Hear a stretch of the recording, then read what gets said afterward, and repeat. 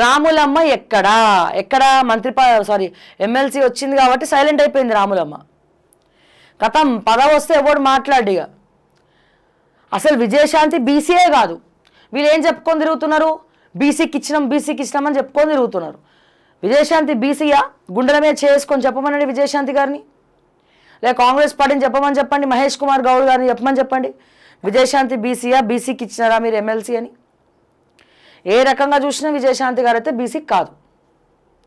Okay, ఇప్పుడు and తినకు ఎప్పుడైతే పదవి వచ్చిందో ఆ 2 రోజులకే తెల్ల చొక్కా తెల్ల ప్యాంట్లు, వాళ్ళ ఇంటి దగ్గర పిఏ ఉండడు, వాళ్ళ ఇంటి దగ్గర ఒక సెక్యూరిటీ ఉండడు. ఎవరైనా కలవాలంటే గేట్లు క్లోజు. ఇట్లా రాజకీయ నాయకుడు ఇల్లు ఎప్పుడైనా తెరిచిపెట్టుకోవాలి తలుపులు. ఎప్పుడు విజయశాంతి ఇల్లు క్లోజే ఉంటుంది, మూసే పెట్టుకుంటారు. ఆ గేట్లు కూడా మూసే పెట్టుకుంటారు. గేటు కొట్టంగా అప్పుడు ఓడుకో 10 నిమిషాల నుంచి కొడుతుంటే లోపలికి వెళ్ళి ఒక సౌండ్ వినబడుతుంది. ఎవరండి, ఏదో బందిపోట్ల ముఠా వచ్చినట్టు ఎవరండి అని ఒకళ్ళు వస్తారు. అది కూడా హిందీలో మాట్లాడతారు అన్నట్టు. మాట్లాడిన తర్వాత విజయశాంతి హైక్యా అన్నాం అనుకో, నైహే సాబ్ హై అంటాడు. అంటే సాబ్ అంటే ఎవరు? విజయశాంతి వాళ్ళ భర్త. సరే పలానా వ్యక్తి వచ్చిందనుకొని మనం కార్డు పంపించినాం అనుకోండి, అప్పుడు ఏం చెప్తాడు? సాబు నైహే అని చెప్తారు, అంటే లేడు అని చెప్తారు. అది అయిపోయిందా? లేదని చెప్పిన తర్వాత అదే తెల్ల చొక్కా తెల్ల ప్యాంట్లో ఉన్న రాజకీయ నాయకులు వచ్చిరనుకోండి, డాక్యుమెంట్లు పట్టుకొని సార్ రమ్మన్నారు ఒక 5 నిమిషాలు అని చెప్పి అప్పుడు గేట్ గొల్లం తీస్తారు అన్నట్టు. గొల్లం తీసి ఎవరైతే 3 ఉన్నారో వాళ్ళని లోపలికి పంపిస్తారు. బయట మీరు చూడండి, వచ్చిన ఎమ్మెల్సీ పదవి వచ్చినటువంటి ఒక నెల రోజులు విజయశాంతి ఇల్లు మొత్తం కూడా కిటకిట్లాడిపోయింది. దేంతో కిటకిట్లాడింది? తెల్ల చొక్కా తెల్ల ప్యాంట్లు, సెటిల్మెంట్లు, డాక్యుమెంట్లు. సెటిల్మెంట్కి కేర్ ఆఫ్ అడ్రస్. ఇప్పుడు అయిపోయింది, ఇక సైలెంట్ అయిపోయింది. దేని మీద వార్త లేదు, దేని మీద మాట్లాడడం లేదు.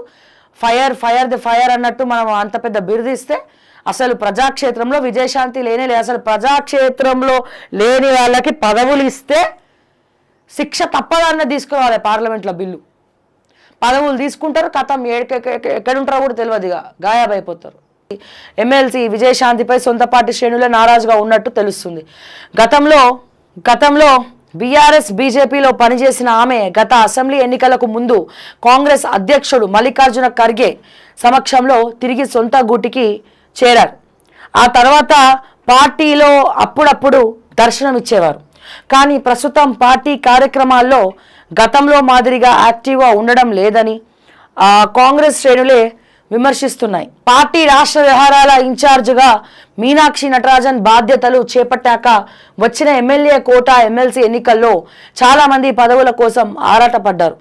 అనేక మంది నేతల పేర్లు తెరపైకి వచ్చాయి. కానీ అనూహ్యంగా విజయశాంతి ఆ పోస్టును దక్కించుకున్నారు. ఊహించినంతగా పని చేస్తలే. ఎమ్మెల్యే కోటా ఎమ్మెల్సీ పదవిని రాములమ్మకు కాంగ్రెస్ అధిష్టానం కట్టబెట్టాక ఆమె క్రియాశీలక రాజకీయాల్లో కనిపించడం లేదు. అట్లీస్ట్ ఆమె పదవుల్లో లేనప్పుడన్నా అట్లీస్ట్ ఆమె ట్విట్టర్ ద్వారా సోషల్ మీడియా హ్యాండిల్స్ ద్వారా క్వశ్చన్ చేసేది. ఇప్పుడు ఆ క్వశ్చనింగ్ కూడా లేకుండా అయిపోయింది పరిస్థితి.